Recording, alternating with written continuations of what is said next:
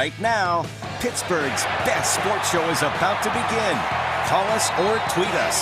We got things to talk about on the Ireland Contracting Nightly Sports Call. Okay, thanks very much. Hello again, everyone, and welcome to another edition of the Ireland Contracting Nightly Sports Call right here on the Bordas and Bordas Hotline.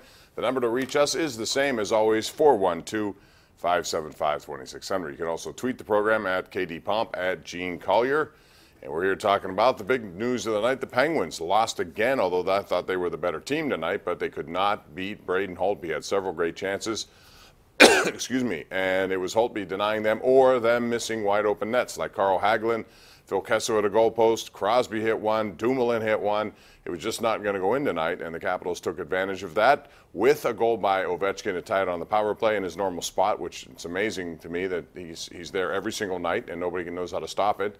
And then late, of all people, TJ Oshie, who was hit in the head by Evgeny Malkin with a shoulder to the face, and he was immediately given a major and a game misconduct, which you would wonder now if there's going to be supplemental discipline. Gene, let's talk about this tonight. When you saw that play by Malkin, I thought it was a headshot, and I thought the call was correct. How about you? Yeah, I agree. I thought it was a terrible play by Malkin, and I think he'll be suspended for 1 to 3 games. That's the kind of stuff the NHL's trying to get out of the game. Malkin's done that kind of thing before. It's not terribly surprising. It's got to be dealt with. So you thought intent, because when I saw that, I thought he knew what was coming, and he did it anyway. Measure him, sure. Yeah. So, I mean, that's the bottom line. Oshie had a rough night, but, boy, he came back strong. I mean, Absolutely. He was one of these guys who got hit in the face early by an Ole Mata wax stick. It was an accidental kind of thing, but he got hit. No call on that play.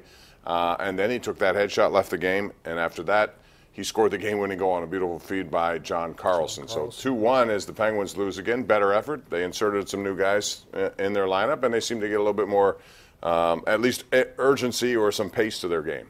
Yeah, I mean, that was probably the best forecheck of the season. A lot of energy, 42 shots.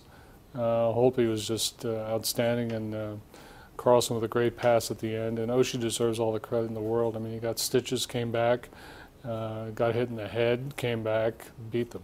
Yes, he did. Pretty good. And, you know, the thing about that game tonight is that Washington really didn't play all that well, and they rode a goaltender in this one, and that's what happens one of those times. And Holtby hasn't had that good of a season either. Right. But, you know, we talked about the Malkin hit, and there was a hit yesterday that I watched, and I couldn't believe it because Milan Lucic, who deliberately went after a member of the Tampa Bay Lightning, I mean, searched him out and eventually cheap shotted him and took a smack at his face. He got a $10,000 fine today. That's it. And to me, you want to talk about intent? He was premeditatedly going after him. He did. Stalked him. That's what he did. He stalked him, pushed him to the ice, then he punched him in the head. No suspension. Yeah, that's hard to believe. It really is. But we are talking about the NHL, so who knows? All right, in our nightly chapter of Where in the World is Le'Veon Bell, we've now established he's in Pittsburgh, and now all of a sudden he's tweeting upside down. Gene, I know you probably saw the tweet.